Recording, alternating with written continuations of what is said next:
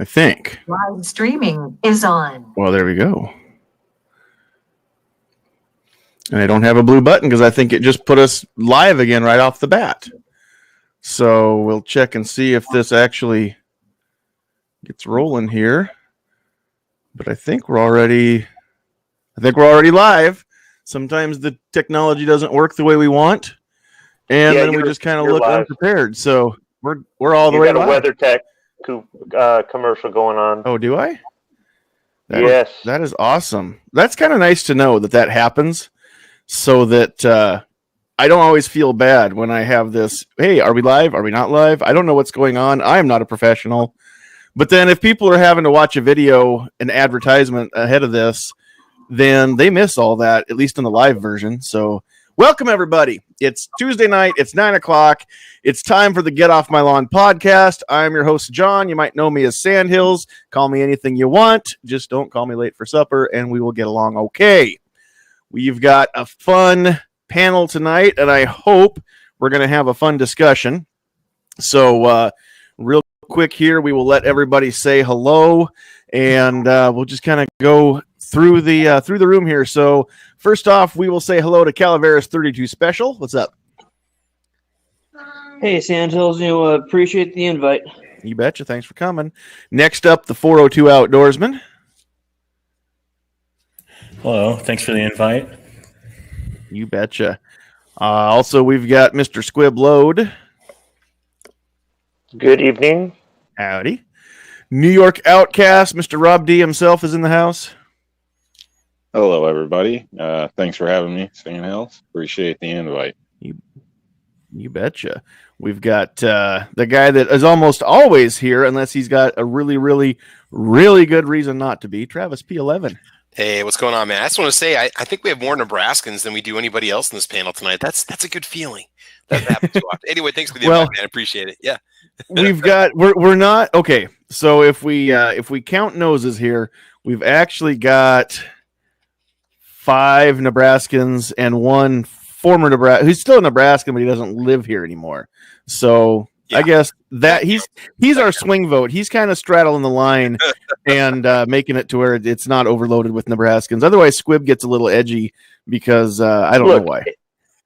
It's just evidence that we can get all of you in one room. I know. There's like 3 other people in the whole state that hopefully are tuning in both live. Of you. All right. Next up, we've got 10X Shooters coming to us from south of Lincoln, down in that Beatrice country. Good evening, guys. Thanks for the invite. Really appreciate it. You betcha. We're going to shoot straight west of there, somewhere close to the Kansas state line. We've got Pat Hirsch. Thanks for having me on tonight, out of the field, and glad to be here. Good to have you. And then rounding out the Nebraskans on the panel, we're going to shoot back to the capital city, come full circle from Travis back to Defense Dad. Hey, thanks for the invite. Hopefully have a good discussion tonight. I think it's going to be kind of fun. I hope so. And before I go on, everybody, you know the rules as far as language, but if you get fired up or you get passionate, if you want to say something that's completely opposite of what myself or anybody else is saying, you've got free reign to disagree. This is a discussion. This isn't a sounding an echo chamber, and I don't ever want it to be. So that being said, Kingpin is holding it down from the East Coast. What's up? Always good to see you, Sandy. Thanks for the invite. Good to have you here. And then we've got Rich White. This week unloaded the 1%. Hello. How's it going? Coming to us from not East Virginia. Yeah, not East Virginia. Not East Virginia. I don't know why it's not called East Virginia. We've got North and South Dakotas and Carolinas, but there's a West Virginia, not an East Virginia, which really bothers me. South Virginia. Rich, you want to explain that to him, or you want me to? I don't really care. I just want to complain about it. It's my show. Shut up. How would I know? No, go. Is there an abridged version that won't take long? West Virginia used to be part of Virginia. It broke away. I know. Hence West Virginia. Yeah, I know. But East Germany and West Germany used to be part of one country. They broke away from each other and became East and West Berlin. East and West Germany. Right, but there was a West Germany and an East Germany, not a West Germany and a Germany. Yeah, exactly. No, it was Germany and it split. Right. It was Virginia and it split, but there's no East Virginia. That's my point. Yeah. Anyway, and then of course we've got the lovely Sandhills sweetheart, my beautiful bride, sitting off the camera in the producer's chair, making sure that everything stays on the rails as best she can. It's kind of like herding cats when you get this many of these guys in the panel, and she's here to crack heads and yell at us in that teacher voice if she needs to. So if you've got a question or a comment that is pertinent to the discussion, make sure you tag her in it. And the way that you tag somebody is just put an @ sign in front of their screen name, but you have to put the screen name in exactly the way it says it in the chat there. So spaces, capitals, all those things matter. If you're on a computer, it should start to autofill when you start to type after the @ symbol, and you can kind of pick who you want. On a phone, not quite as easy, but still doable. If you're out there in the chat, we do want to know you're here, so please leave some comments so that we can say hello to you here later on. And who do we have right now? We've got Poor Conservative, Calaveras is out there and in here, George Washington's here, Sandhills Sweetheart, of course. We've got, who else is here? Let's see, Aaron Mortensen, welcome. Double A's out there, 10X out there and in here, Kingpin doing double duty, Idaho Rogers, G23, Squib Lift, 402 Outdoorsman. I think that's all of you out in the chat right now. So yeah, if you're watching this live, please make those comments so that we can see you. Schofield's out there. What's up? And if you're watching this on replay, please make those comments down below so we know that you stopped by and let us know what you think of the topic. And your opinions are always welcome. Like I said, though, we'll keep it classy. So if you're watching this with kids in the room, you don't have to run them out the door or turn this off. So anyway, we're going to kind of jump into this a little bit. I've been trying to figure out all week how I want to kick this off and just how I want to preface this. Mystic Guns is here. Blitz is here. All right. So anyway, what's up, D-Temp? Okay. So first of all, I've got to say, okay, let's start with the real disclaimer. Everybody here has their own opinions, their own viewpoints. None of us are, of course, lawyers. Right now, none of us in the panel are law enforcement. We're not actually calling for anybody to break any laws either. Okay.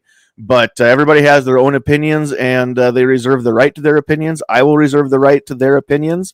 What they say doesn't necessarily mean it's what I think, and what I say doesn't necessarily mean it's what everybody else on the panel thinks.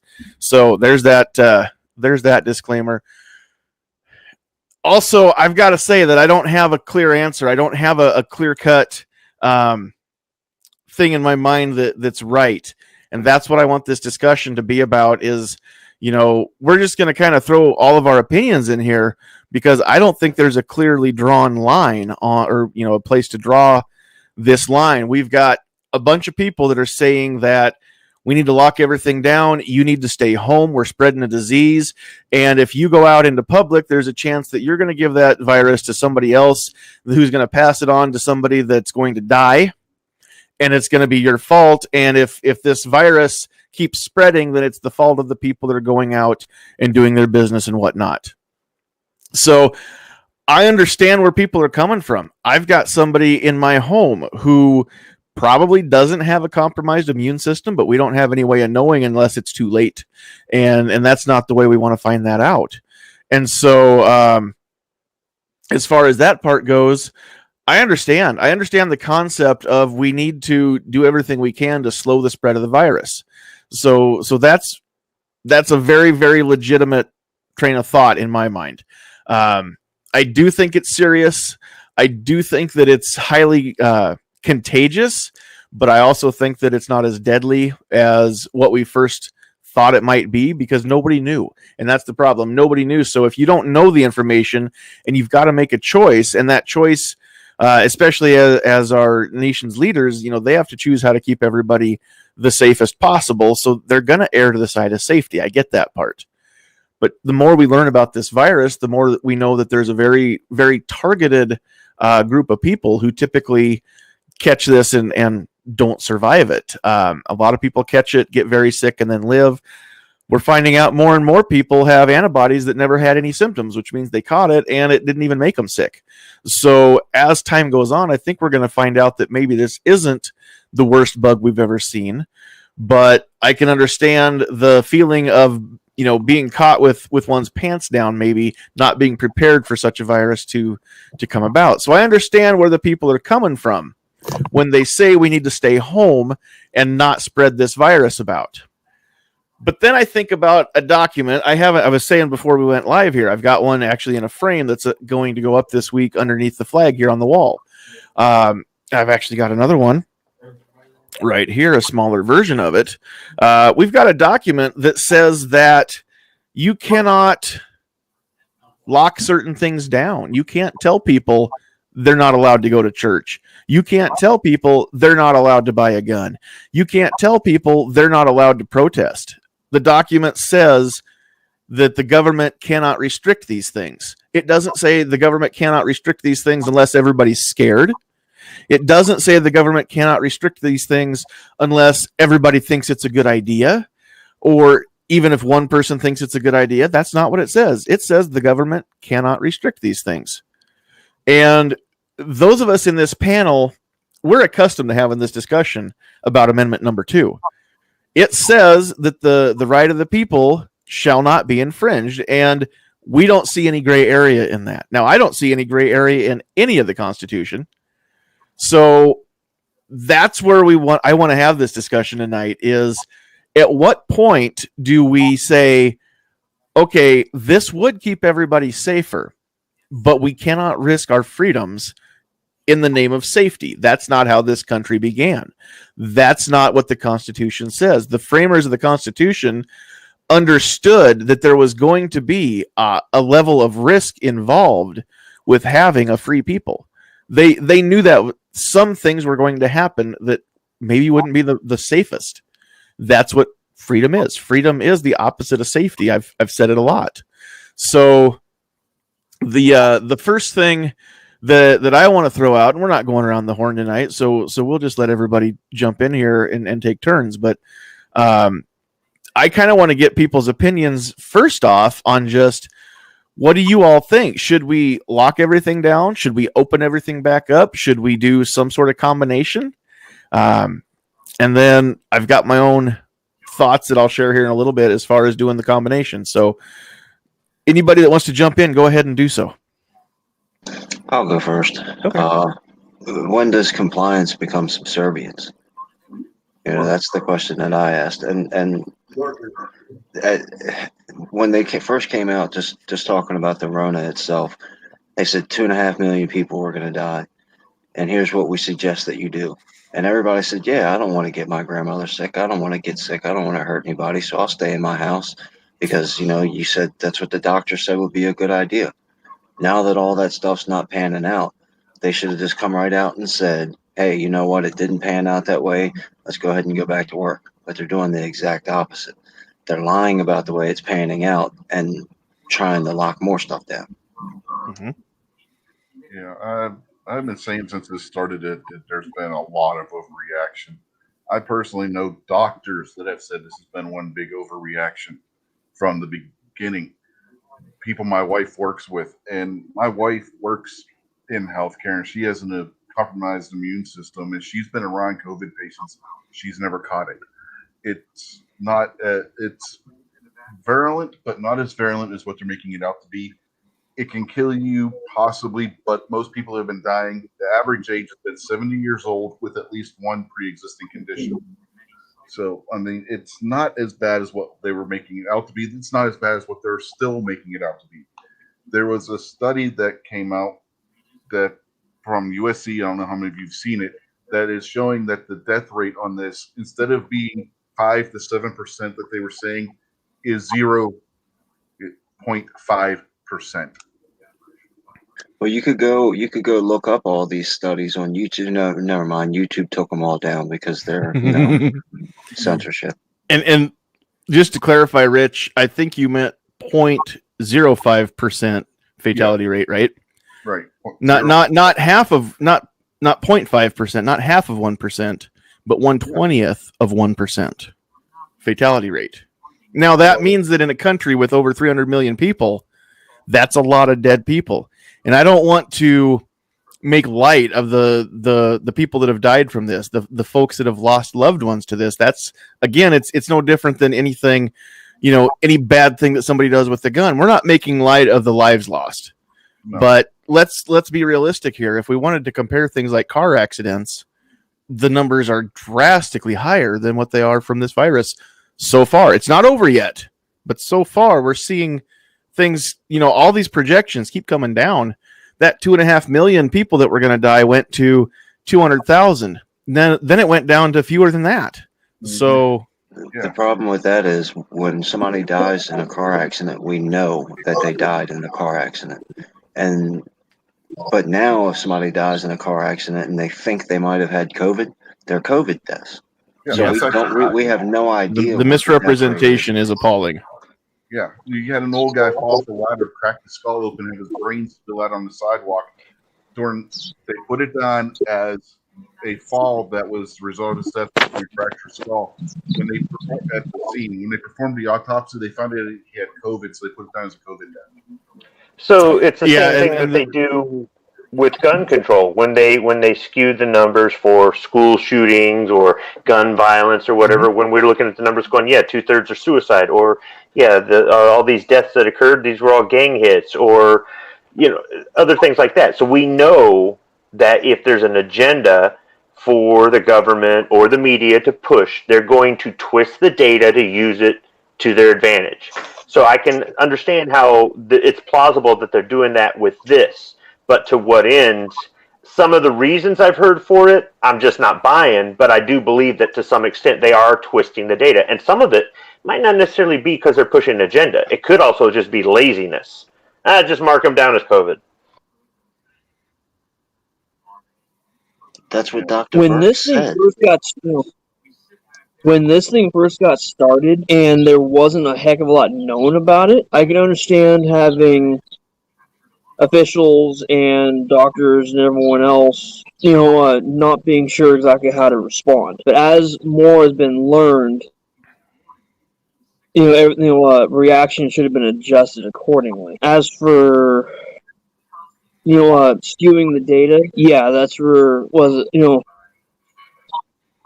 can't confirm it, but that's where I've heard that there have been places that have, there was some unexplained fatality, unexplained deaths in an area leading up to our lockdown. So we'll just add those onto our total. Yeah, some places have done that. I don't remember where it was, but they added like 6,500 deaths because they didn't have a cause for them. So they just, we'll just say that we didn't never test them or anything, but we're going to put them in that category because we don't know what illness they died from. I'd just like to say, when speaking of numbers, I think we can all agree the numbers are kind of fluffed a little bit, probably for financial reasons or whatever or other motive there could be. But when you look at the numbers, just general malpractice, there's over 251,000 people that die a year on average within the U.S. Yeah, doctors kill more people than this virus, and not on purpose. Yeah, but like 5 times more. As of this date, now stretch this over a year, that may change. It's going to change, but still, I mean, Now, that to I your think point, it's a joke or should be taken, lightly if you have health risk or if you're in a highly infected area. And I don't think at this point things should be like this. And it shocks me every day that I hear places with almost 0 counts are complete lockdown, which blows my mind. It seems like you're doing a disservice to the citizens of that area for normal healthcare needs or anything, financial, whatever it may be. Until your hospital is stressed or put at risk, I don't see why they would be putting too much out. If you want to be cautious for your own reasons, that's your choice. Wear a mask, do what you want to do. But I don't think, people should be forced to lose an income and be stuck at home due to this in areas where it's not even really present. Now, to your point, Outcast, I know somebody, a family member who years ago died from medical malpractice. I still don't know one single solitary person who's died from COVID-19. Now you can say, oh, well, this person, like one of the Detroit police captains, not the chief, he got it, but he didn't die. But one of the captains, okay, great. I don't know him personally.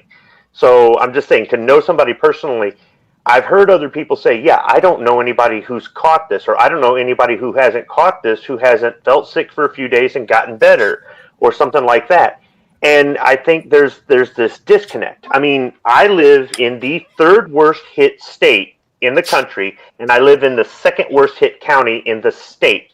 Why aren't there signs on every grocery store in the county saying help wanted, $100 an hour? Because cashiers and people stocking the shelves and stuff are dropping like flies because they're exposed to this stuff constantly. Mm-hmm. So, when you walk around and you see real life, and then you listen to Dr. Fauci on TV or my bonehead governor or whoever, and they got their charts and graphs, I'm going, this is BS, and what I see every day is real. And somebody could say, well, no, see, you don't have all those people dying because they're doing social distancing and they're wearing masks and they're doing no. Since here in our state, our governor has been lying on TV about, oh yeah, we've been using Google to track what people are doing, and we see that they're social distancing. From the get-go, people have outwardly defied her order. And yeah, that's why some of the numbers might be high in some of the more densely populated areas. But overall, people here have disobeyed it. And it just goes to show, if that contagious and that deadly, why isn't everybody dead already? Yeah, you brought up Fauci. Did anybody see the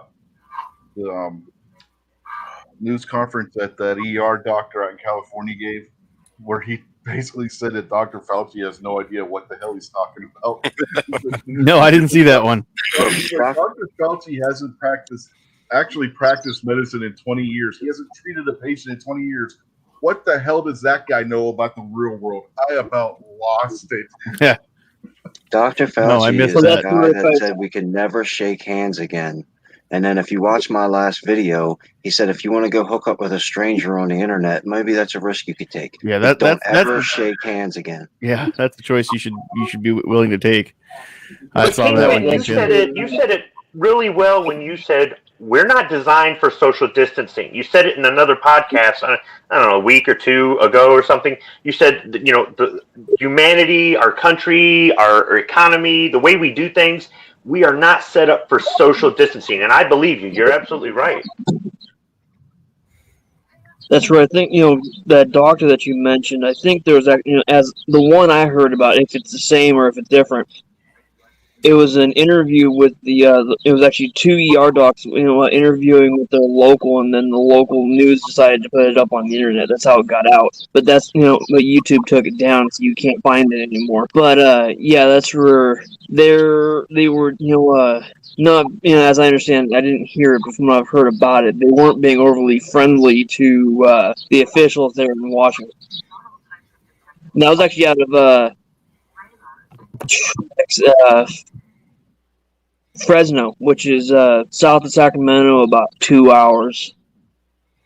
For those that have any idea where the heck I'm talking about. Some of us have seen a map. So Fresno. Nobody goes to Fresno anymore. Yeah, some of us have seen the Karate Kid. Even the Karate Kid didn't want to go there. Yeah. That's in Fresno. All right. As a California resident, I tell you, I don't want to go to Fresno. So let me throw this idea out now, because here's what I think is the absolute worst idea. The second worst idea in my mind is locking everything down and forcing people to stay home. Whatever that means, where if you step out the door after a certain time, you get arrested, or you have to have, some sort of hall pass to be going from home to work or something like that. That's the second worst idea I can think of, as far as getting this over with. The worst idea that I can think of is exactly what we've done. Let's shut down some things and let other things go. Now, if we were going to shut certain things down, we have done the exact bass-ackwards opposite of what we should have shut down. Here's the reason that I say this. What was deemed as essential? We've still got grocery stores, obviously. In most states, the gun stores, but that's not what we're talking about tonight. Your Walmarts and Targets and places like that, the gas stations, all the places that we typically stop at every day or every other day anyway. Those people that work there were deemed essential. Those of us that sell cell phones, also essential. These are jobs, mine included, that you don't necessarily have to be highly educated to do. Now, this is probably going to step on some toes, and I'm not meaning to be offensive to anybody that works at these jobs. But I'm talking about the kid that's making minimum wage to flip burgers in the back of McDonald's. I'm talking about the young lady who's getting minimum wage to ring up my milk and eggs at the grocery store. I'm talking about the people who come out and mop the floors and pick up the garbage and all this stuff. These are the people who are making typically minimum wage. Some of those jobs I know pay really well that I mentioned. But the point being, these are not the highly educated quote unquote professionals. We can trust Billy Joe Bob flipping burgers to keep his hands washed and not touch his face and not put the COVID virus in my burger. Okay, we can trust the young lady at the cash register at the grocery store to keep her hands clean and not put the coronavirus on my milk carton when she puts it in the bag. Okay, who can we not trust? The people that work in offices and cubicles, the people that are dentists and put their fingers in people's mouths for a living and already know how to stay sterile before they do such a thing. We can't trust all of these other people. We can't trust the people that make car parts to go to work and make a car part and not. I wouldn't trust them. Well, point being, why? Why not? If we're gonna trust the kid in McDonald's that's flipping the burger. Yeah, but Scorpy makes those car parts. Well, I don't. That's why we don't trust him. But I mean, I'm just saying. That's right. Send all your warranty problems to me. The point being that the people who we are trusting to keep this country going right now, if they're trustworthy, then everybody else is too, and there's no need to lock us down. We all can be responsible enough to try and slow the spread and be responsible to not transmit the virus any worse than normal. Okay, so that's right. I can think of approximately 430 people that are not trustworthy. Yeah, you're right, but they're not at work right now, so they're still not who I'm talking about.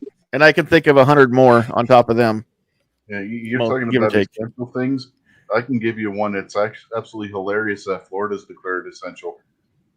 Pro wrestling. That's essential. Essential in yes. the state of Florida. Well, see, you can pro wrestle and still stay 6 feet apart because most of it's just standing in the ring with the microphone jaw anyway. At least the professional stuff that I see on TV. There's very little wrestling in a pro wrestling program anymore. But when you're watching, I digress.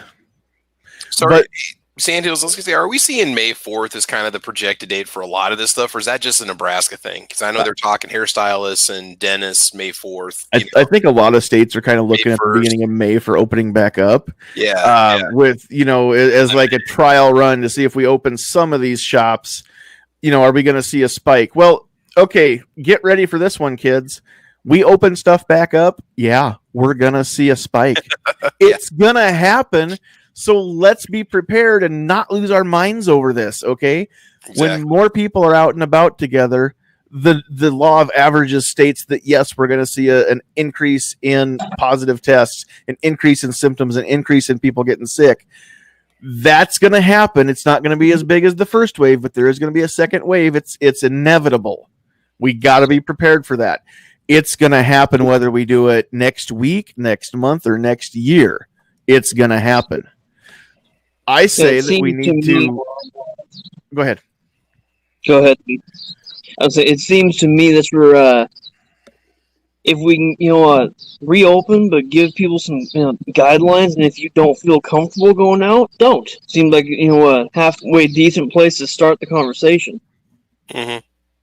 Well, answer me this question. Anybody in the panel, if you're a restaurant and you can seat 100 people, at a time, and they say, sorry, you have to have people this far apart, and you can only have so many people at each table. So now there's no longer any parties there where you put a couple tables together and you got the whole family there, and now you've only got 1/2 or 1/3 of your capacity in the restaurant. How are you supposed to keep all your employees on the payroll if you're not making enough money to keep them? And why should you pay 100% of your property taxes on the building and everything you have, and if you're only able to use 30% of the capacity?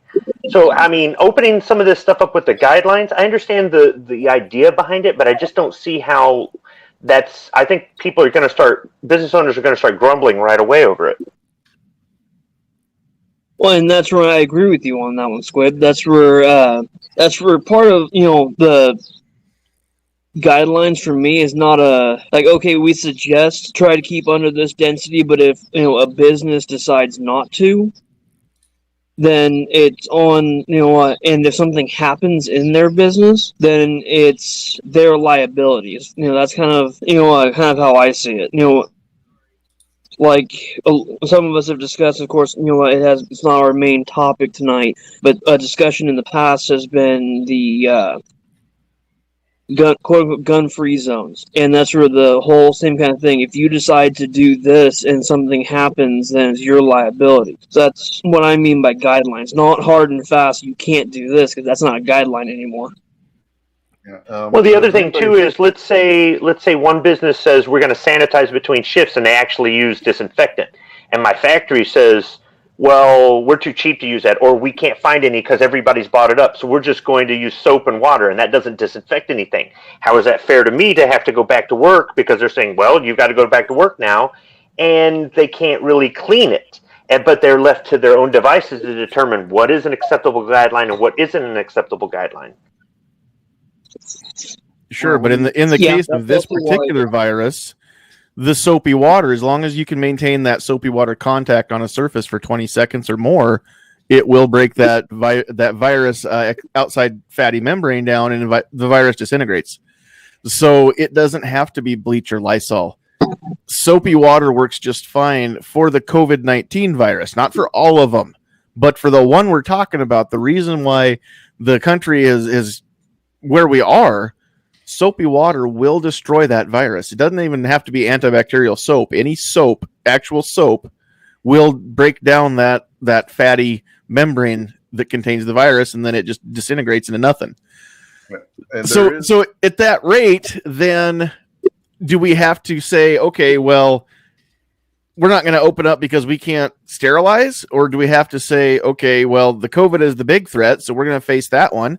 And then, are you going to take soap and water to every light switch, every door handle, every coffee urn, this is what they're talking about sanitizing. They're actually surfaces people touch on a regular basis. Mm-hmm. You're going to need something like wipes or alcohol or something that dries up fairly fast but kills quickly. If you're trying to use soapy water on stuff like that, it's just not going to work. I mean, Squiblift will tell you, don't use soapy water on the steering wheel on the forklift. Yeah, just squirt some Dawn right on there and just let it sit. That's all you need to do. Yeah, Sweden hasn't done any lockdown, and their death rate is right on par with every country that surrounds them. Yes, and nobody wants to talk about that in the news. Yeah, they'll say, "Oh, but Sweden's got twice as many people dying as what Norway does." They also have twice the population of what Norway does. Yeah, let's level the playing field and go back to number of deaths per 100,000 people, and then compare every country. Yes, you're right. Too. But that's why I don't understand why we have the conversation on these guidelines and on why open slowly when this is all bogus. Yeah. Well, and that's why we're having this conversation tonight. Is we may not get anything resolved, and we may not have anybody walk away from this saying, okay, well, I've made my mind up on how I think right now. That's okay if you walk away from this still not knowing exactly what you think or how you feel. But we just want to get people to think about it and to talk about it. And maybe tomorrow when you are talking about such a thing with your coworker or somebody else, whether it's online or in person, then maybe you'll have something else to bring to the conversation and get more people to think. So again, even if you don't agree with anybody on the panel, as long as you're thinking about it and talking about it, that's the first step. So go ahead. I was cutting you off there. One of you. I was cutting somebody off. Yeah, I'll chime in here real quick. Okay. Just my thoughts on how to open and stuff. It's just an idea. It's just my opinion. Take it for what it is. Most of the people that have been dying or getting super, super sick have, just like was said on the panel tonight, older people with underlying health conditions. So if and this country is going to go broke here pretty soon if we don't get everybody back to work. I mean, it's capitalist. That's what this whole country is. So we've got to get back to work. We've got to get everybody going again. We got to get this dang thing jump started again. If we can keep the people home for a little bit longer that have these problems and are the older folks and stuff, the people that it can really, really hurt or kill, and see where the rest of this curve goes and see if it can stay flattened out a little bit and not spike too hard when everybody comes back to work. I think if we could do that a little bit, I think that would help. But it's just an idea on my part.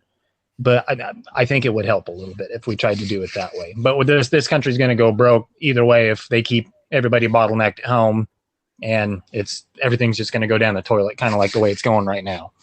Yeah, well, to your point, Pat, in that press conference I was talking about earlier with that doctor from California, one of the things he brought up is since when do we quarantine the healthy? It's always you quarantine the sick, or you quarantine those that are in the greatest threat. You don't quarantine everybody. It's never been done. You still get the Spanish flu in the 1918 and 1919. They didn't quarantine everybody. They quarantined the people that were sick from it. When you quarantine everybody, who's going to pay for anything? Because your tax base goes away. Nobody has money to go spend on anything. Poor Squib right now can't work because they're quarantining him and telling him he can't work.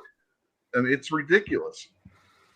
Our government has spent close to $10 trillion in 2 months.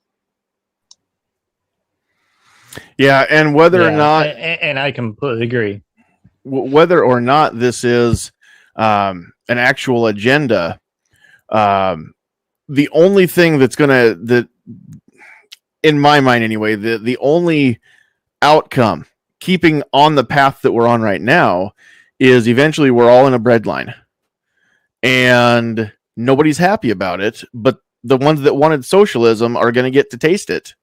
I don't want to see that happen. So that's where the civil disobedience part of the tonight's discussion comes in.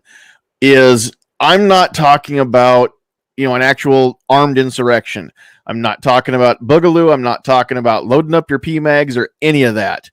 I'm talking about shop owners that haven't been given the go ahead by their governor, but the owner goes ahead and opens back up and does some business. Now, you can do what you want. Be aware that if you are going to be civilly disobedient, there's still going to be some potential consequences. But I'm not talking about anything violent. I'm just talking about some peaceful disobedience, some Martin Luther King type stuff, some Rosa Parks type stuff.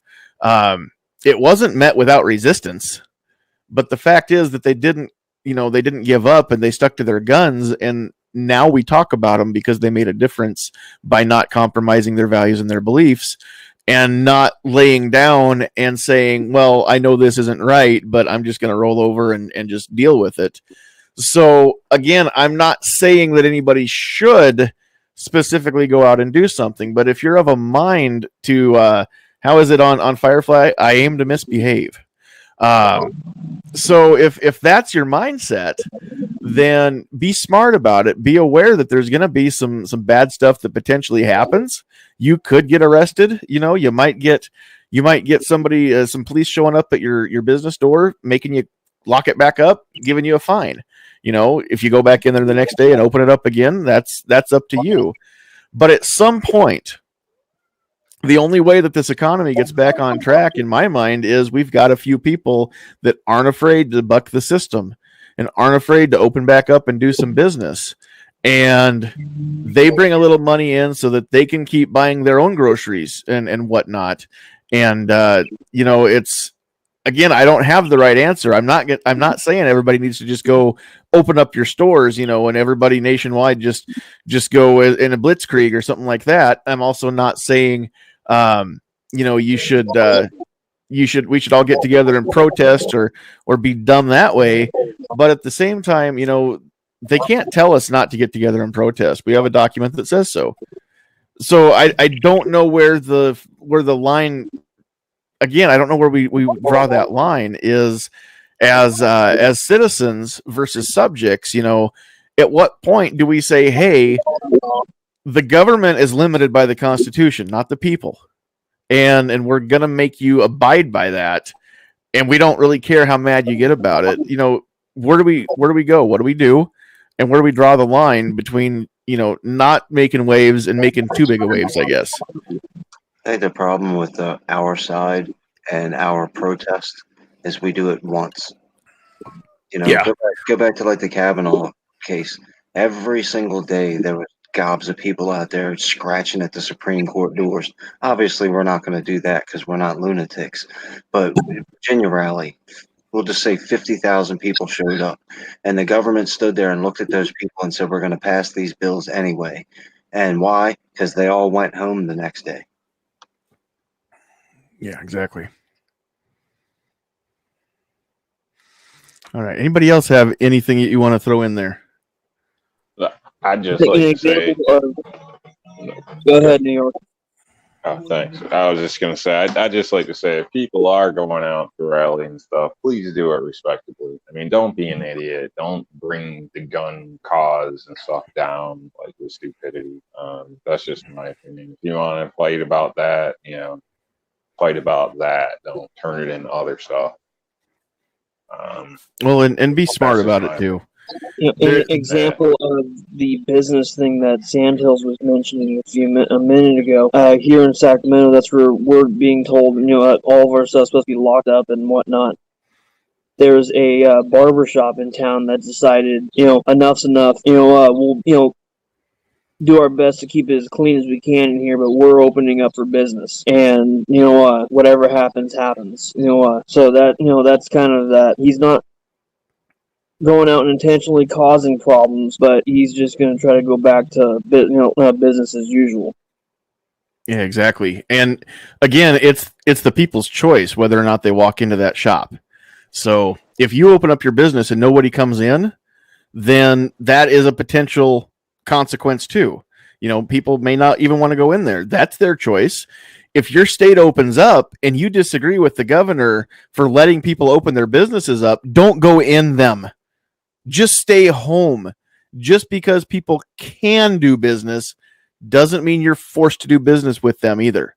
So I still think that the economy can't take much more of this not doing anything and spinning our wheels. I think the economy can't take much more of this. We're half in, we're half out.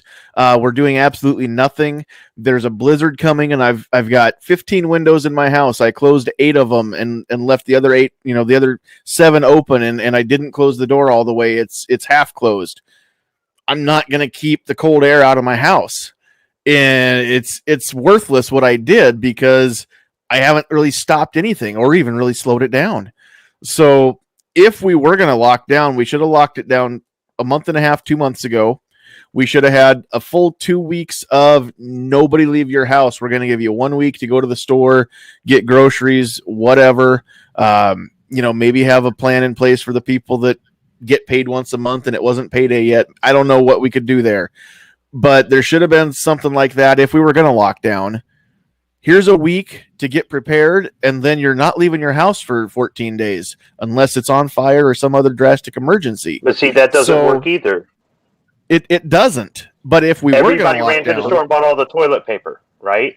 Yeah. So it didn't work. Personal responsibility. Got to cut it. But if we were going to lock down as a country, that's the way that we should have done it. And in lieu of that, locking down part of the country, locking down part of the people, and then the other half just goes and does, still goes to work because they're essential. That's like closing half the windows in your house when the storm's coming. So it didn't do anything.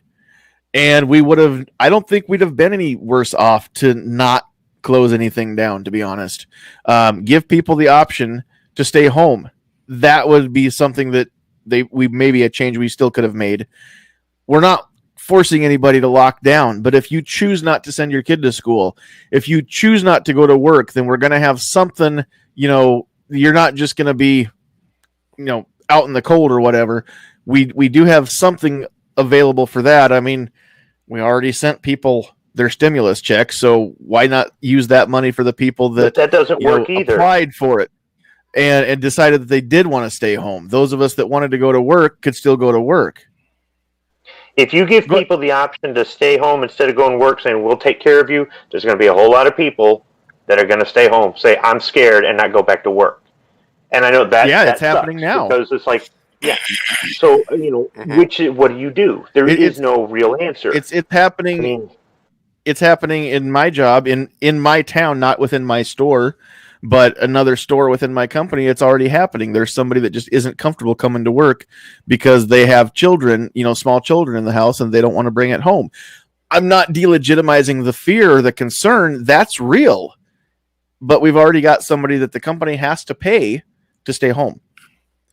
So I guess I don't see what the difference is when I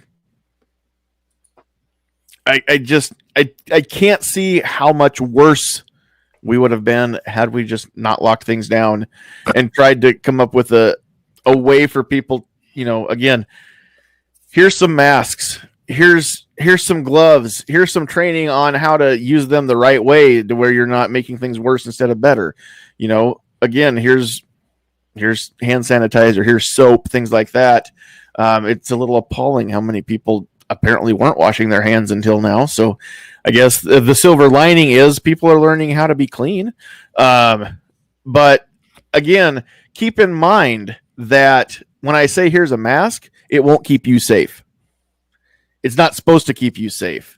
And those of you that are sharing the meme around the internet that says thinking the mask will stop a mask is going to stop the COVID virus is like thinking your underwear is going to stop a fart.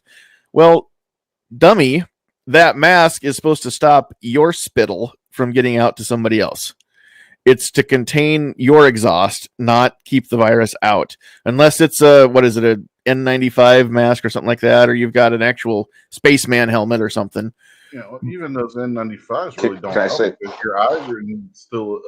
It's only for what you breathe in, so you still have to avoid touching your face. It's going to mitigate what you're going to get, but basically, the mask most people are wearing, the standard N95 is a mask. It's not a respirator. A mask would protect other people from you. A respirator with additional proper equipment would protect you from an infected person, but people don't wear it that way. People confuse it, but people wear masks and the smelteries. They wear respirators, tearing buildings. They wear them because they work. You know what I mean? They do work. Sure. It's just I had two N95 masks on.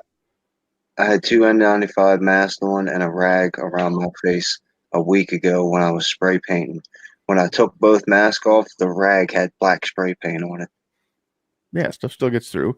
Well, keep in mind that even a layer of latex, airborne particles, even a layer of latex as protection, as a barrier method. Right, but it's on your clothes, it's on your groceries, it's on your bags, it's on the bottom of your shoes, it's on the door handle of your pickup truck or car if you're not a real man, and it's all around. I'm not saying you should embrace it and try to roll around in it and try to get sick off of it. But if it is really what they say it is, then it's everywhere. So that doesn't mean you shouldn't take some precautions like wash your hands. If you want to wear a mask, wear a mask. If you want to wear gloves, but you're wearing those gloves and then you're touching everything that you're buying at the grocery store. You're touching the register. Then you're touching the doors. Then you're touching your car. Then you're touching your. What's the difference? We've lived like this for so long. It's no and the difference. Nasty people are going to continue to be nasty. You were saying it's shocking how many people don't wash their hands. There are tons of people that no matter what they say, and they're always sick. And they go, "Why don't you ever get sick?" And I'm going, "Because I wash my hands." But it doesn't, but there isn't a sink and soap everywhere you go. And I ain't going into some of them public restrooms. They're kind of nasty themselves, So, and we ran out of hand sanitizer before we ran out of toilet paper. And you can only have so much of that, and then it dries up your hands. And then what are you going to do? You're going to wipe down the shifter and the keys and the steering wheel and your door handle. And there isn't enough to go around. So there's a certain point where you have to make a decision as a grown adult and say what is reasonable. Yeah, and here's the thing about the gloves. You see people in Walmart shopping with the gloves. If those gloves are going to be truly effective, every time they touch something, they're going to have to put a new pair of gloves on. Well, I disagree with that part. Here's the thing with the gloves. Same thing as a doctor. Every time a doctor sees a different patient, they change their gloves. Why? Because the patient is going to be contaminated with something that the other patient might not be. You have a canned good. You don't know how many people have touched that canned good. You touch the canned good with the glove. Your glove is now contaminated with whatever is on that can. To keep the next thing you touch from being contaminated, you have to change your gloves. The gloves aren't to keep the next thing from being contaminated. They're to keep me from being contaminated. The problem that I run into when I wear gloves is once I leave the Walmart and I go to my car and I touch my car with my gloves, and then I get in and I've still got my gloves on, and I've already touched the inside of the door handle, the steering wheel, whatever else. I've been touching my grocery bag that I carried out, with the gloves on. Then I pull the gloves off, even if I throw them in the trash, then I've got to stop and think, well, what did I just touch that I need to wipe down? And every grocery that you're bringing into your house. And then I'm going to have to glove up again after I disinfect to drive. I can tell you guys how to do that properly. Yeah, in a sense, I don't mean to be stepping in, but technically we do that and everything gets wiped down. But we don't even use the gloves because it's too expensive. But alcohol, but basically you clean your hands before you touch your car. Things like that. Your bags or whatever, after touching them, you clean your hands before you touch your car. And you lay that on a piece of cardboard in your car, so now it's not spread on your car. You set down on the counter at the store. And then when stuff comes in, it all gets clean. Yeah, it's a pain. But if you're concerned like that, that's your personal choice. So you do that. That shouldn't be like everybody shut down or everybody. It's up to you. People got to have some responsibility with this. People know smoking's bad, but people do it. So if you live in a highly infected area and want to go down to this skating rink and whatever, that's the choice you make. Until the hospital system's overwhelmed and innocent people are dying because of lack of care due to stupidity of some people in that sense, then there shouldn't even be this issue.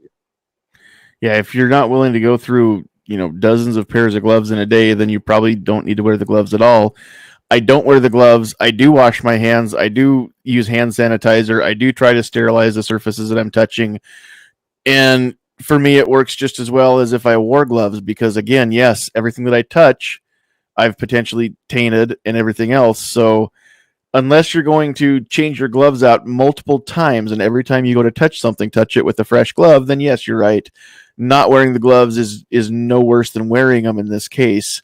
Other than with no gloves on, I don't have a false sense of security that I'm protected because I know it's my bare skin and I do have to be responsible to keep my hands clean and disinfected. So that's very real. And I'm not saying that the need to be sanitary, I'm not saying that the need to disinfect isn't real.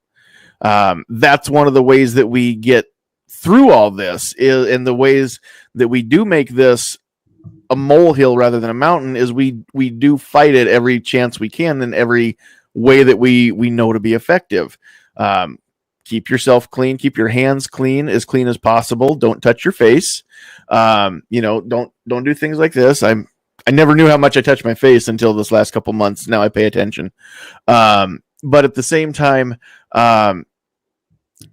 there is only so much we can do. We can only get so many things disinfected, but there's still no way around it. Look how sterile a hospital room is. Look how sterile an OR is. And after every surgery, they scrub that thing from top to bottom. And how many operating rooms have had staph infection linger in the room and get into a patient? Even with the best procedures, one little bacteria, one little virus can hide in a nook or a cranny somewhere and then attach itself to something else and be spread. So the risk we can manage. We can lower the risk. We cannot eliminate it. Every time you wake up in the morning, there's risk involved in your life. Whether you leave the house or not, there's risk. You have to find ways to manage those risks in a method that is acceptable and to where you think that you're more likely than not to be okay. You get into the car. If you don't put on your seatbelt, then you're taking a bigger risk. You should be responsible enough to know to put that seatbelt on. And if you choose not to do it, then you need to be responsible enough to accept the consequences. If you choose not to disinfect, not to wash your hands, not to wear a mask, again, the mask is about you spreading it, not you catching it or potentially spreading it. So those of you that, if you're 100% sure you don't have it, then don't wear a mask. If you don't get that close to people throughout your day, and that's where this 6-foot rule comes in, it's pretty hard, unless you're trying, it's pretty hard to spit on somebody from 6 feet away. So again, the mask isn't as big of a deal if you're not right up close to people. But if you work right up close to people, or you have to get right up close to people, then maybe the mask is going to protect them from you. It doesn't protect you from them. It protects them more from you. Nothing's foolproof. We know that, but that's the whole point. I'm just thinking that you can smell like 3 aisles away. Well, I'm just saying. I know I'm not trying to. I agree. Odors are different than actual spittles, though. And if they talk like Sylvester the cat from Looney Tunes, you're despicable, then definitely want to stay 6 feet or more from them. Completely normal. You can smell them. Yeah, I know. I'm with you. I know people like that. But again, that odor's not going to transmit the virus. So, but if they talk like Sylvester, you might want one of those plastic face shields. You might want to, and you might want to try and stay maybe an extra step more than 6 feet back from them. And again, if they talk like Sylvester, they should have to wear the face shield to help everyone else out. That's probably true too. Except for they'd never be able to see through it because they'd have it all gunked up from the inside. But I mean, there are things that we can do while we're still going out and living our lives. I'm not saying that everything's going to go back to the way it was before we ever heard about COVID-19. I don't think that's ever going to happen again because it's not going away. I also don't think that we can wait until the virus is gone before we open stuff back up because, again, it's never going away. It's always going to be here now. It's always going to be real. Whether or not it's as dangerous down the road as it is right now remains to be seen. And that's, again, the not knowing is the worst part. The people that have to make decisions are making decisions based on, not having all the data. They're making decisions not knowing for sure what's going to happen. No matter what they choose, there's a lot of unknowns. So they've got to do the best they can with what we already know. We know more and more every day. We know more than we knew a month ago. But at the same time, we don't know anything about the long-term, what's going to happen in 6 months from now, a year from now. We don't know what's going to happen with a vaccine, if it's going to do any good, any of that. We don't know if if it's going to be a mandatory vaccine or if it's going to be something that we get to choose whether or not we get it, like a flu shot. There's so many unknowns at this point, but I don't think that they're scary enough to be worth locking down the country and stripping away our rights and our freedoms. And so that's where I have the disparity in my mind is I want people to be safe and I don't want to spread the virus and I don't want to get the virus. But at the same time, I don't want to live in a country where I'm not free just because I might not be safe if I am free. We've talked about that at length in here. That's how it works. If you're free, you're not safe. And if you're safe, you're not free. And there's no such thing as true freedom. There's no such thing as true safety 100%, no matter what we do. There's always going to be some risk, and there's always going to be a few things that you're not free to do in my kind of society where we have laws against certain crimes, right? You're not free to go murder anybody you want to because then you're taking somebody else's rights away. So we have to have some rules, but at the same time, we have a rule that says you can't take away some of these things. The ref can't put you in the penalty box unless you've actually committed the penalty, right? They can't say that, well, you're going to go in the box for 2 minutes because you look like you might do something bad. That's not how it works. So one of the biggest problems that we're having with all of this is we can't trust the government and we can't trust the media. And right now we're kind of forced to trust the government and trust the media. Yeah, it sucks. Oh, I agree. I agree with that. This has affected business, the freedom to go to businesses or to spend your money somewhere or to enjoy a meal or to get a haircut or to go to the beach or do whatever. It's had a lot more to do with spending money or making money than a whole lot of other things. I'm not saying there haven't been other things here and there, and maybe and you know, I don't live in other states, so I can only go off of what you guys tell me is going on in your state. Some of the horror stories I heard about my state aren't actually happening here, but still, a lot of it has to do with you can't go to this store, or you can only go to this store that used to be 24 hours, certain hours of the day, or I mean, we haven't even touched what this has done with as far as the public school system. I mean, are the kids going to go to school in the fall? What's that going to do to the country? Yeah, that's where talking to a coworker of mine. You know, she's got family in Alaska. I guess there's parts of that state that they're looking at. You know, the 2020-2021 school year might be done entirely distance learning as well. So, I mean, and how is that really, you know, I know teachers like Travis and, the other people that are teachers are doing their darndest to still give these kids a quality education through the distance learning. But I have to imagine there is some things that, you know, the kids be learning not just through the classroom, but just on school grounds in general that they're not getting through the distance learning. Well, and again, now let me throw another aspect into the discussion here, because where Rob is, and I don't remember, are you in the city, Rob, or are you outside? No, not in the city. Couldn't pay me to live there. Well, I couldn't remember, so forgive me. So, but even in New York State, you know, the population density is a lot denser than it is in Western Nebraska. Western Nebraska is a lot more dense than it is where I live, even, or a lot less dense, I should say, than even the part that I live in.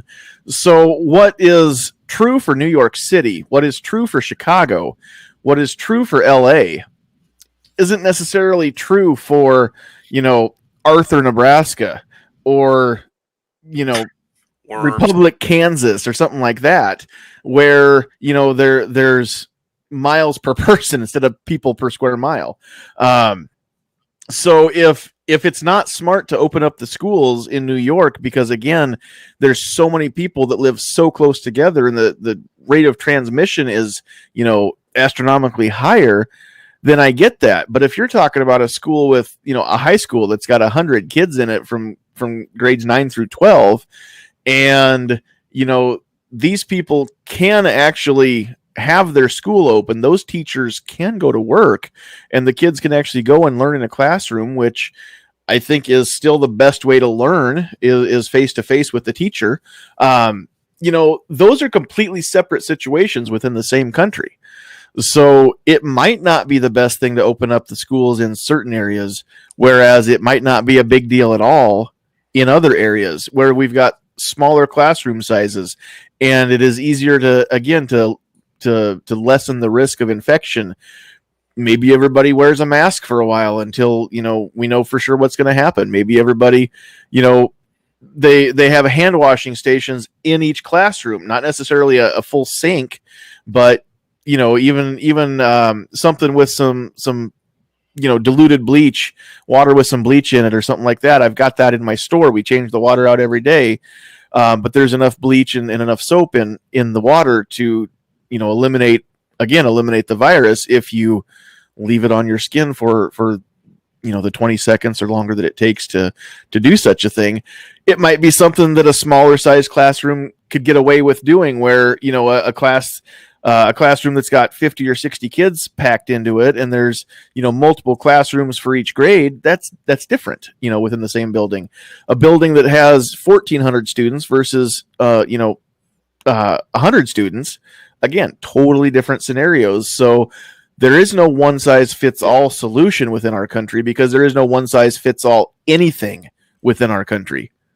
Part of what makes this country so amazing. That makes sense to me about the schools and the number of people, but I don't think it would happen, because I'm sure a whole bunch of people would say, "Oh, look, Trump's going against the minorities. He hates black people again, blah blah blah," or whatever else. So I think it would be a political nightmare. So I don't see that playing out. Even though it may be the wisest choice, honestly. Well, and again, I think that it needs to be up to every individual school board to make their own decisions, which a lot of things should be up to the individual school boards to make their own decisions.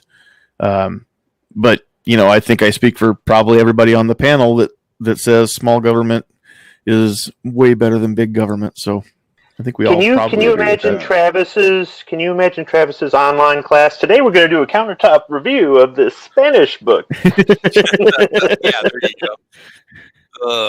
It's not fun. That's all I can say in general. It's just, it sucks. How is discipline going to go? Desktop review of the Spanish.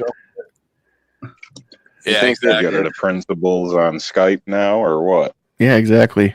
Well, it's having a huge impact on the kids too, because they're, you see them on their phones all the time, but kids are social creatures, and you force them to stay home and be away from their friends, and a lot of them aren't going to do it anyway. But I think this is already having a huge impact on them. And then you've also got a whole bunch of kids that are, under special education, or kids that are in ELL that are not. I'm not going to say they're not getting the resources they need, but it would be better if they were in a school setting. Just because of the situation and everything. And then you got to worry about litigation when this is all done. A kid fails a class, mom and dad don't like it. They claim that, the kid's sped plan wasn't followed. Boom, lawsuit on the district. So I don't know if that's going to hold up much, because schools like ours, we're documenting all the contact we have with kids and the time we spend in the class. Everything goes on spreadsheets. There's transparency all the way across the board. What we do when we have our meetings, there's a record of all of our emails, but still, it's not the same. I mean, I think we need to get back into school as soon as we can. Since some of that fall on the parents a little bit. I mean, most people are home doing nothing anyway. And parents are stepping up. I think parents should step up a little bit. They are. I really think they are. Yeah. It's not the school's job to raise your kid. There's a difference. No, well, it shouldn't be, but it's become that. Yeah, you'd be surprised, bro. But no, I agree. Hey, I don't disagree with you at all. But unfortunately, that's what it's come down to. And there's just a lot of things that kids just aren't getting. But, yeah. And again, now for anybody listening out there, and this isn't necessarily the best thing for especially all the educators out there. But again, keep in mind that even if your kid's school does, they do open it back up and let the kids go back to school. It might make a lifestyle change for you, but I don't think there's a state in the union that doesn't allow homeschooling. You don't have to send your kids to school just because the school opened back up. You can choose to keep them home and teach them from home. Now, it won't be the online learning that is going on through the school right now. It might be. I don't know how homeschooling works. I've never done it. But I do know that there are homeschool programs. I believe every state in the union's got them. And if you aren't comfortable sending your kid into the school building, you'll have that as a choice. But I think that's a choice that the parents need to make. And I don't think the school needs to, or the district needs to be the one necessarily paying for that. If you choose to homeschool your kids, then it's up to you to come up with, books, curriculum, that kind of thing. That's the way I understand it, my limited knowledge of homeschooling. But keep in mind that we have options, people. We're Americans. Nobody can force us into doing some of these things. And that's the whole point, is we don't want to be forced into doing things or given only one choice, take it or leave it, because I'm the government and I say so. So you don't necessarily have to go back to work just because your business opened back up. If you don't want to go back to work, well, find another way to make money. You don't have to do that job. We're not supposed to have slaves in this country. We're not supposed to have indentured servitude in this country. So there's nobody with a gun to, I know it happens, but there's nobody with a gun to your head for the most part saying that this is the only job you're allowed to have. Go find a different one if that's what you want to do. Find a way to make money from home. You have that as an option. It's up to you to find it though. So Travis, you had something you wanted. Yeah. I just want to ask you guys. You guys might know the law better than me, but all these fines that we hear about businesses getting all these fines we hear about people getting because of groups of more than 10, or businesses being told that they can't be open. Would that have any kind of legal clout in court? I mean, like, let's just say I want to run my barber shop, right? I decide to do it. The city rolls up, the cops roll up, and they want to give me a $500 fine. Isn't that unconstitutional? Can they tell me to shut my doors, or would they say it's under a clause of like a national emergency? They're able to legally pull that off. What's stopping all these governor's executive power? It's considered an emergency something or other under the government. Governor. In a state of emergency. And that's where legal, hard, if you had the finances to take it to court to fight it, I don't know. But that's where then again, how many of these small businesses have the finances to fight that in court, especially with how many of these, with how slow the courts generally move, that's going to be an extended period of time that's the case. So I don't know. Law-wise, I don't know. Night Strike read a little bit of the Mississippi mayor that tried to ban Mississippi governor the concealed carry thing he was talking about. Or no, was it a mayor or was it a governor? I think it was a mayor. Yeah, the mayor of Jackson, wasn't it? Something like that. Yeah. Go ahead, Kingpin. I'm sorry, I cut you off there. No problem. The emergency powers is what we have to look into, and that's just another thing, just like the Patriot Act. It's another thing that the government pushed out 5,000 pages of that nobody wanted to look into and read, so you have no idea just how powerful your president is. I mentioned it, I was talking to Squibb over on Rick's Life. I said, we're going to find out real quick just how powerful our government is, and we're finding out just how powerful our governors are. Yeah, and we've made our bed, and now we have no choice but to lie in it. It doesn't have to be forever. We can change things, but we all have to get together and agree to change them. And in the meantime, we still have to lie in the bed that we've made or allowed to be made for us. So yes, that is very true. And keep in mind, those of you who might be listening that are okay with emergency powers being granted to a governor or a mayor or the president, just keep in mind what happened in ancient Rome, because the Senate couldn't make decisions fast enough. They were about to be attacked. And so they said, we need to have one person that has the ability to make decisions. And then that person, when the war is over, then they'll give the power back to the Senate.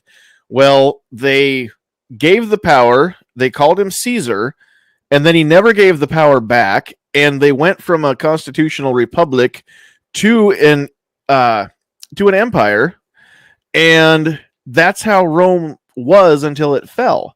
So keep in mind that if we want to go down this road, we've already seen the model. We already know what happens. We just got to open a history book and read it.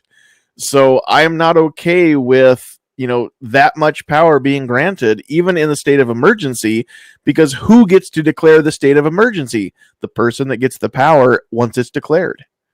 This so is going to go down the road of the bump stock. It's a bunch of stuff that, hey, it doesn't affect me. I don't care about that. I don't care if somebody takes away your library books. I don't care if somebody takes away your gun. I don't care if somebody takes away your cowboy hat. I don't care about that stuff. So that's exactly the same thing that happened with the bump stock. People said, I don't care about that stupid piece of plastic. And everybody heard that and said, okay, they don't care about it. We'll get rid of it. Yep. And then the precedent was set that they can get rid of it, it's not about whether you cared. It's not about the bump stock. It's about whether or not they have the legal authority to take it away. And they didn't, but it happened. So Squivliff says, ancient Rome, what about Coruscant? Actually, I was kind of having the same thought in my head, but that was, I wonder where George Lucas got that idea. So for those of you that aren't Star Wars fans, that was a Star Wars thing. Blitz says Illinois courts just upheld a cease and desist against the governor's stay-at-home orders versus what is that, a representative? Cool. I had not heard about that. So it upheld a cease and desist against the governor's stay-at-home orders. So does that mean that the Illinois court actually got it right? Is that what I'm picking up from that? Curious. Odd that Illinois would do such a thing. Pretty cool if that's the case. All right. So as far as anything that we've talked about tonight, does anybody have anything else they want to throw into the discussion? Some of you have been kind of quiet. I don't know if you've just been nodding silently along and haven't had anything, maybe everybody else has kind of said what you were going to say anyway, but some of you that haven't been as vocal tonight, go ahead and jump in if you like to. Well, personally, don't raise your hand, jump in there. Personally, I think that what makes this country great is the fact that we do have a choice to do as we please. And I think that's part of this whole thing is the fact that you can do it and you'll still have to face your consequences because of it. And so I think it should be more up to people to make that decision rather than to not do whatever they want to do in that case. So it's kind of like my little thought there. Cool. Gotcha. All right. Anybody else want to jump in there? I'll say something a little bit off topic. Go ahead. Okay. I want to thank 402 Outdoorsman, 10X Shooter, Pat Hurst, Defense Dad. You guys have been joining in a lot of chats, and then G23 has been out there. He's been doing his own chat. It's really cool having more people join us and more voices out there. So even though, guys like me run their mouth a lot and don't give everybody else a chance to talk, it's really good having you guys with us. Yeah, and speaking of homeschooling, More people getting involved. Yeah, I think I have to give Pat a detention slip. He's been cutting class on Sundays the past 2 weeks. Okay, I do have a good explanation for that, and I am sorry, but I have been in the field a lot, and it is definitely planting and spraying time right now. And when he says in the field, he really means out in a field. Oh, yeah, I know. Yes. Rich, the reason Pat's been gone is he's been having to pull a calf every Sunday. And if you'd like to get into the details, every single detail of that process, we can let Pat talk about it right now for you. You're gonna make Ghost throw up in his mouth a little bit. I don't think Ghost is still out there. Doesn't everybody in Nebraska have a field as a backyard? Yeah, most of the state is. Yeah. I have my neighbor's garage is a backyard, so it is. Talk. Yeah, I was going to say, Pat is probably the master of social distancing in this chat. Everybody in Kingpin, Nebraska. it's like this. If you start driving west through Idaho to get to Nebraska and you think, wow, look at all this corn, Nebraska's like, hold my beer. Okay? Everybody's got a field out there. Kingpin, if you drive west through Idaho to get to Nebraska, you should probably get a new map, just saying. Yeah, there's that too. But there is a reason why their college football team is the Cornhuskers, let's be honest. Yeah, because bug eaters never really took off. The Nebraskans got that one. That's right. Good time. Oh, yeah, dude, I got a T-shirt with that on there. Yeah. Before they settled on Cornhuskers, they were known as Yeah, the I bug eaters. meant to for say a short Iowa. It's too many whiskey highballs. Yeah, that's okay. That's okay. There's a town in Nebraska called Ohiowa. And somebody asked me once where it is. I said, it's on the border between Iowa and Ohio. That's why it's called Ohiowa. And they believed me. They weren't aware of states like Illinois and Indiana. So it was pretty cool times. But no, that's there's a lot of corn between Kingpin and where we live. That's for sure. Or there will be in another couple months, hopefully. So. Yep. There's a lot of corn around here, to be perfectly honest with you.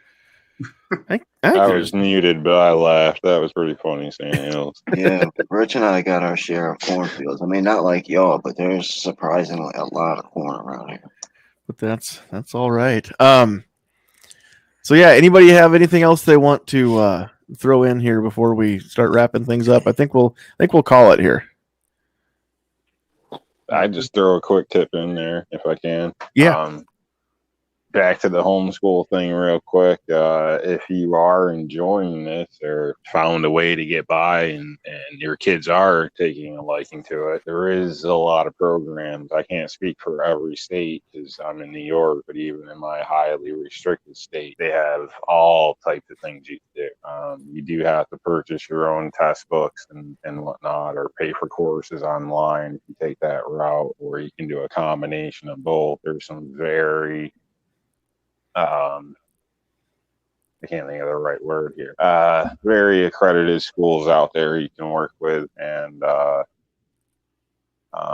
there's usually quite a difference between private and homeschool kids, comparative-wise, even on the test. Like we bought one test, it was garbage because it was like straight hundreds. Like you had to advance up in some cases, but usually your kid will end up standing ahead. May cost you, in theory, not much at all. The books stuff, I think we're out like 150 a year on per kid. So it's not really that bad. Just, it's a sacrifice in some ways, but there is a lot of benefits too. And obviously it doesn't mean you're chaining your kid to your house or something. They still have a social life. They can still do what they like to do. There's also groups available in some areas. So I think there's a bad stereotype, but there is a lot of advantages. Not right for everybody, but if you can do it and it's for the best interest of your child, consider it and maybe look into it. Yeah, I'd like to echo Rob's last point about it's not for everybody. Please, if you're not going to put the time into your child, don't homeschool. I know a family that had a 10-year-old that couldn't read, but somehow he kept passing all his grades and passing all his classes. Because the mom was, and cheated. So if you're not willing to do the right thing and for your kid's education, please don't homeschool. And make sure you know your state laws when it comes to homeschooling. Rob brought up online programs. West Virginia, you're not allowed to use the online programs, and you have to have at least an associate's degree to be able to homeschool your child. So make sure you know your state laws. Just because you want to homeschool doesn't necessarily mean you're going to be able to. Definitely. If you happen to need a Spanish tutor and you homeschool, just go ahead and email thecalibercorner@gmail.com. I know a really good one for you. We'll work out some reasonable rates. Well, I'll just jump off. When I was younger, I worked at a bank as a notary, and I had to notarize those homeschool applications. There's a lot of people out there that don't have any business homeschooling their kids. I'll do that right now. Unfortunately, yeah, I think Travis, about $10,000 a week would work for you? Yeah, well, it's hourly. It just depends on the level and how much I actually have to do. So, not me. I mean the tutor. Yeah.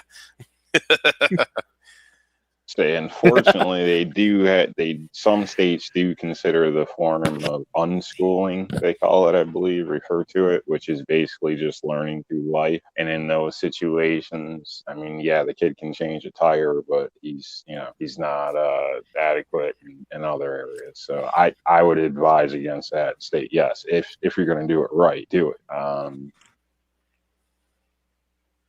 Don't most of those kids get their CDL and, I have no drive idea, for Swift? But slow wagon in fast traffic. Oh, that was priceless. Ouch. That sounds like a question for Black Cat. Oof. Shots fired. All right. Well, let's give everybody a chance to wrap up. Go ahead and make any kind of shameless channel plugs or video plugs you want to do, and we'll just start here with Pat and let you go first here. Okay, well, just want to say thanks for having me on again, and sorry, Rich, for not being there on Sundays. Just talking from a person that was homeschooled for 1 year, it was great. My mom was a really good teacher, and it was probably one of the grades that I had some of my best grades in at the time, and she did it right. And I learned a lot. So anyway, I just want to thank you guys for letting me hang out with you guys tonight, and y'all have a good one. Thanks for being here. All right, Rich, thanks for joining us as well. Yeah, no problem.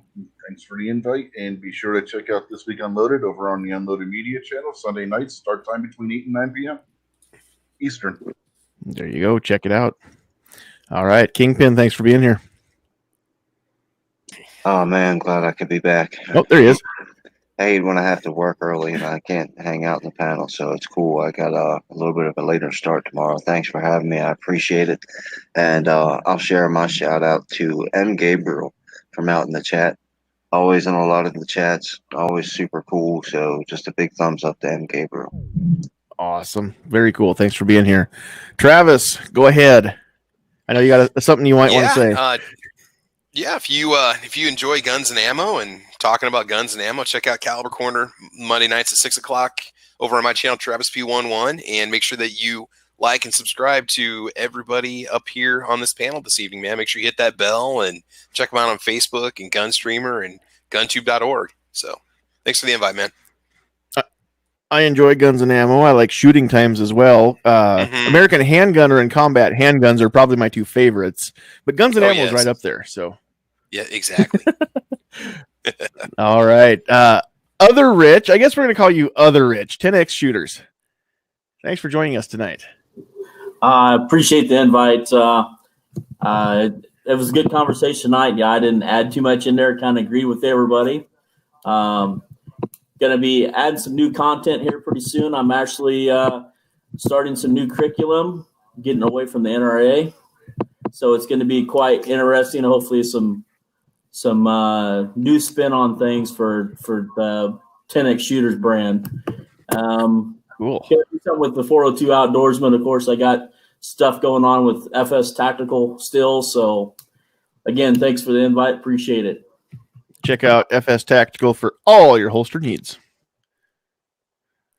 All right. Defense Dad, thanks for coming in again. Yeah, thanks for having me. I kind of kept quiet tonight because, everybody's making some good points. And quite honestly, I haven't been all that affected by it, so I didn't know how much I'd contribute. But I really enjoyed being in here tonight. I put out a couple of new videos in the last couple of days, and I'm done moving the houses together, so I kind of had some fun getting that stuff out. So check out Defense Dad, and hope you guys like the channel. Very cool. And Defense Dad's got a brand new video out there with a new HK handgun in it. So go check that one out, because that was a heck of a deal you got on that. So. But I'm not going to spoil it for you. You got to go to his channel and check out the video so you see what he traded in and what he got for it. So anyway, all right, Mr. New York Outcast. Just say thanks for having me, and I don't really have any plugs, but I would state this is a stressful time, has been for a lot of people, so I suggest that maybe it'd be nice if everybody did something nice for their partner or family member, or just kind of did something out there. And sometimes little things go a long way for people. So thanks for joining us. Thanks for letting me stop in, and have a great night, everybody. Thanks for being here. And yeah, just spread a little kindness. It doesn't cost all that much. All right. Squib, thanks for joining us again. Yeah, thanks for having me. I don't like to plug my channel or other people to plug my channel, but every now and then, hey, whatever. So, I've been using this time furloughed from the auto plant to work on videos, and it's my take on things. It may not be somebody else's cup of tea, and if it isn't, I get it. But if you want to check it out, if you're bored and you want to kill 10 minutes or less, check out a video. And I've got more than one channel, but I mean, it's nothing life-changing or spectacular. And if not, hey, that's fine too. I'm not looking for subs and views, but if you do watch any of my stuff and you make a comment, I will try to respond to you. I really like the interaction with the audience. And for those of you out there, both of you, who have been commenting on my videos, thank you very much. I do appreciate it. Very cool. And there's some cool stuff out there. And Squib's got cool videos. Now, after you said you don't like people plugging it, go ahead. Well, also, there are times where I'll make a video and I'll make multiple versions of it, and the version on Gunstreamer may be entirely different, or it might be a longer version explaining it in more detail. If you're there going, what was he talking about? If you actually want to hear me drone on even longer.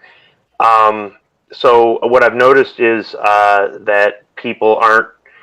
I'm getting questions or I'm getting stuff, and it's all explained in the Gunstreamer version or whatever, and people aren't going over there. So if you say, well, I watched you on YouTube, why should I watch you on Gunstreamer?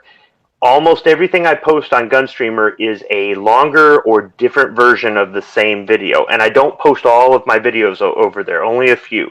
So it's my little experiment, something different. So I've noticed people don't read the captions that I put in there to correct my mistakes. They don't read the description. Just, whatever. Maybe it's just what I do isn't somebody's cup of tea. That's all. So wait a second. Did Squib just say that he's more detailed in his videos? Wow. Yeah, hard to believe. So, like you and Paul Harrell must be combating who has the longest videos, right? Well, none. Oh, wow. Wow. Shots fired. That was funny, Rob. Nothing squibby. Oh, dear. All right. Well, anyway, thanks for what you're doing, Squib, and thanks for hanging out with us. All right. 402 Outdoorsman, thanks for coming in, too. Thanks, Sandhills. I appreciate it. Got a couple things going on. I'm going to try to go through a couple articles later this week, and then I'm going to announce the giveaway winner for my giveaway that I'm going on here. So stay tuned for that. And thinking about doing some different things with some live streams possibly. So we're definitely thinking about it. So I appreciate you and all you guys out there helping me out. And I want to thank you guys for helping me get to 100 subscribers. So thank you guys. That's the first milestone. Very, very cool. Heck yeah.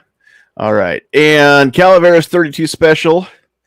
You actually hung out with us the whole night. This is cool. Yeah, I actually had time to do that tonight. I appreciate the invite. That's where I've got content I post to Instagram and YouTube. I haven't been posting as much to Gunstreamer or GunTube, .org here as much as I should recently. But yeah, everyone here's got great content, and including Squibload, even though he doesn't like to plug it or let anyone else do so. But I encourage people who wants more information on these kind of topics, as well as some of the ones that we touched on, but it didn't go in detail tonight. So yeah, I encourage people to explore all the channels, and most definitely, if you come across one of our videos, and either if you agree, disagree, or just want to add an additional point, definitely encourage you to drop it in the comments. Everyone on this does their best to respond to comments, so that way you can have a conversation with somebody. I appreciate the invite.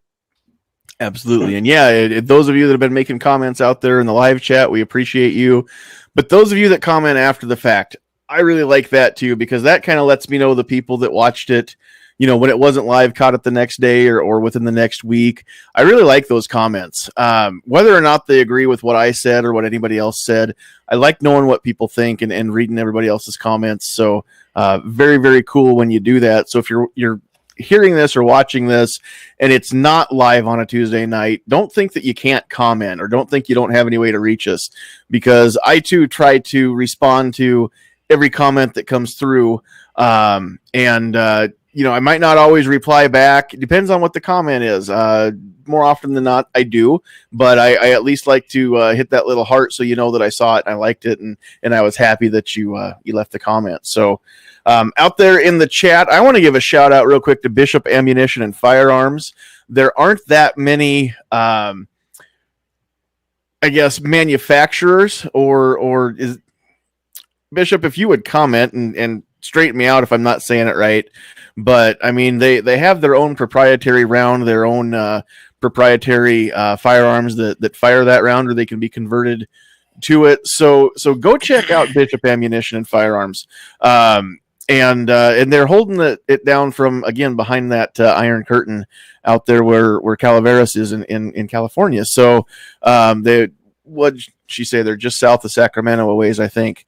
So go check out Bishop, because they're fighting the good fight from within California. Everybody can't leave. Somebody's got to stay and try and make things better.